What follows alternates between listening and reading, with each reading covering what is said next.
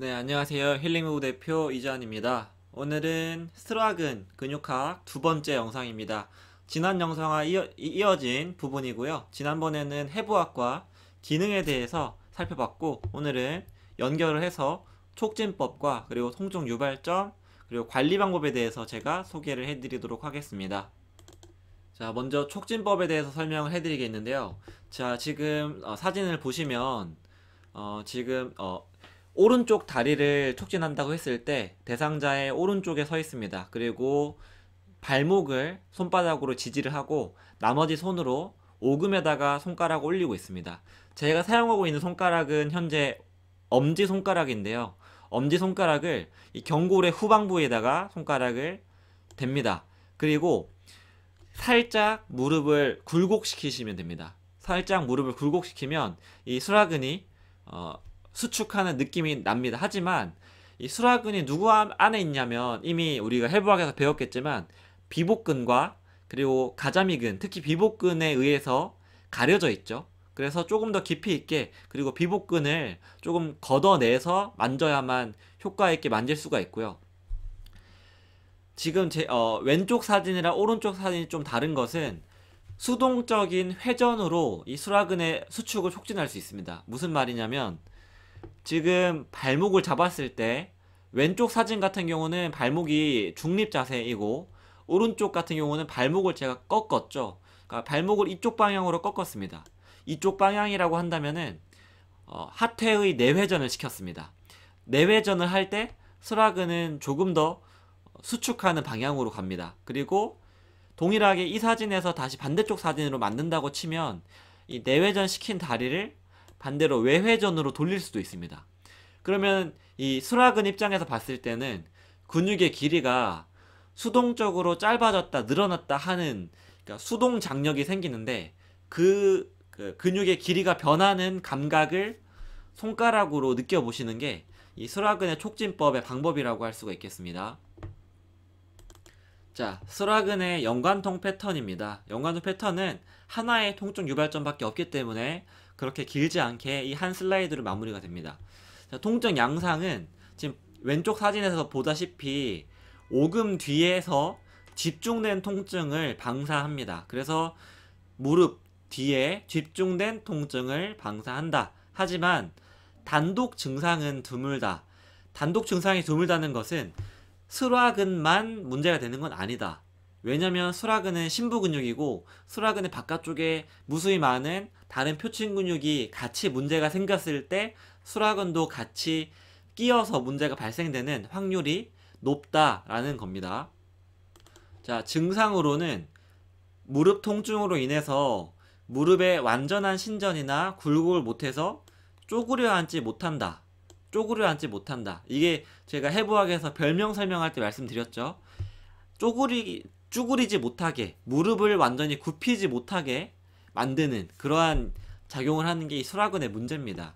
그리고 몸을 구부리거나 달리거나 걷거나 이럴 때 통증이 나타나니까 거의 하체를 쓸 때 불편한 통증을 오금에다가 방사한다면 이것은 수라근을 한번 의심을 해봐야 되고요. 특히 무릎이 약간 굽혀졌을 때 우리가 오르막길을 오른다고 생각했을 때 무릎이 완전히 펴지지 않죠? 오르막길을 오르려면 무릎이 약간 굽혀진 상태에서 위로 오르잖아요? 그럴 때 특히 무릎 뒤와 바깥쪽에 당기는 통증이 일어난다 라고 한다면 역시 수라근의 통증입니다. 그리고 마지막으로 발이 과다하게 심하게 내회전될 때 통증이 방사된다. 내회전이라는 것은 이쪽 방향으로 발이 있었을 때 발이 토인되는 방향인 거거든요. 발이 안으로 돌아가면 당연히 그 위에 있는 종아리도 같이 내회전 되는 거기 때문에 단축성으로 근육이 짧아지면서 문제를 일으킬 여지도 있다. 이것이 통증의 증상에서 말하는 바입니다. 근데 하나만 더 첨언을 하자면 뒤쪽에 있는 붓기와는 상관이 없습니다. 수라근이 통증 유발점을 만드는 것과 뒷면이 붓는 거랑은 크게 관련이 없다고 합니다. 뒷면이 붓는 종창은 베이커 낭종이라고 하는 다른 질환이 있기 때문에 다른 질환과 감별해야 되고 기능적으로 불편함을 호소하는 것이 이 수라근의 증상, 통증의 증상입니다. 자, 순서대로 통증 유발점을 비활성화시키는 압박법과 그리고 근육을 스트레칭하는 방법에 대해서 간단하게 살펴보도록 할 텐데, 이것은 여러분들이 배우시면 즉각 활용을 하실 수가 있기 때문에 써먹으시면 좋습니다. 그리고 추천드리는 방식은 이 오금 쪽에는 될 수 있으면 강하게 누르시면 안 되고, 특별히 요즘에 많이 나온 도구들 중에서 마사지 건이 있습니다. 그래서 그 진동을 사용해서 두드리는 방식으로 근육에 마사지를 해주는 건데, 그것이 큰 근육에는 효과적일 수가 있습니다. 예를 들면 뭐 기립근이라든지 아니면 허벅지에 있는 근육들, 대둔근, 중둔근, 이런 큰 근육에는 효과적일 수 있는데, 발목이나 무릎, 이런 손목, 손가락 이런 데는 너무 그 두드리는 압박이 강합니다. 이렇게 원위부에 작은 부위는 약한 힘이 더 필요하고, 특별히 오금에 강한 힘으로 누르면 안 되는 게, 오금 뒤쪽에 동정맥을 강하게 눌렀다가는 더 부종이 심해지고 붓기가 심해지는 부작용이 생기기 때문에 여러분들께서 무릎을 관리할 때 조심할 필요가 있습니다. 그래서 차라리 이 무릎 쪽에는 손으로 해주시는 게 좋고요. 제가 설명을 드리면, 자, 지금 하태와 대퇴 사이에서 수라근과 장단지근과의 위치 관계를 파악을 하셔야 됩니다.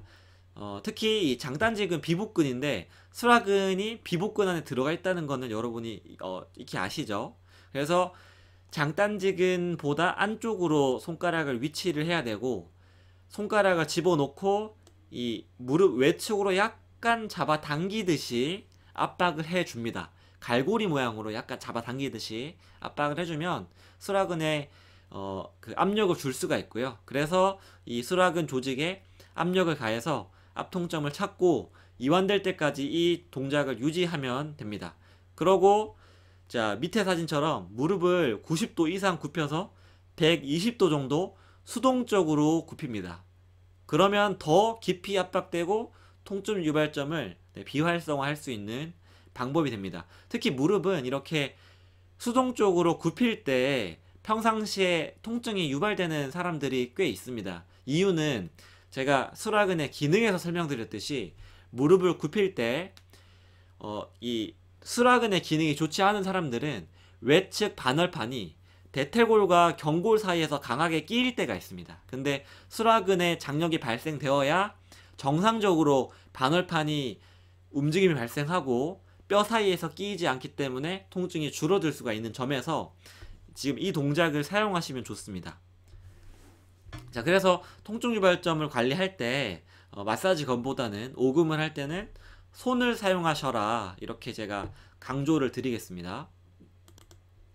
자, 이 수라근을 늘리는 방법은 간단합니다. 무릎을 펴면 되고, 또 종아리에 외회전이 일어나면 수라근은 늘어납니다. 그러면 종아리 외회전이 언제 일어나느냐? 무릎을 펴면 일어납니다.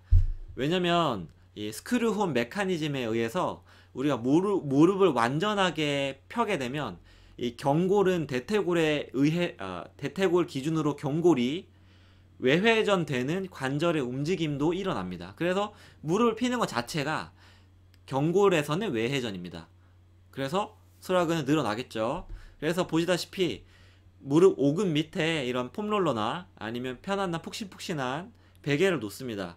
그리고 이 관리사는 대상자의 무릎에 손을 얹고, 반대 손으로는 자, 지금 보시다시피 이렇게 전완 부위에 발바닥을 얹습니다. 그리고 족배 굴곡이죠. 도시플렉션을 시키면서 무릎을 수동적으로 최대한 신전을 시키면 이 수라근이 늘어나게 됩니다. 왜 도시플렉션을 시키냐?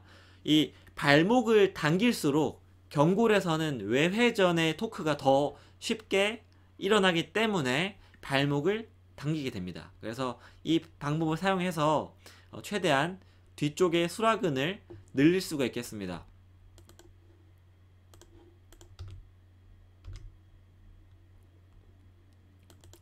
네, 오늘 수라근 2편이었고요. 수라근에 대해서 두 번째 영상이었고, 수라근의 통증 유발점과 관리 방법에 대해서 설명을 해드렸습니다. 오늘부로 해서 무릎까지 모든 근육학을 완료했고요. 이제 남은 관절은 발목 관절밖에는 없습니다. 그래서 차분히 기다려 주시면서 앞서서 공부하지 못했던 다른 근육들을 하나씩 하나씩 정복하시고 그 다음에 발목 관절로 넘어가 주시면 좋을 것 같습니다. 저는 또 다른 영상으로 찾아뵙겠고요. 오늘 제 강의가 도움이 되셨다면 좋아요와 구독 버튼 눌러주시고 저는 다음 영상에서 인사드리겠습니다. 시청해주셔서 감사합니다.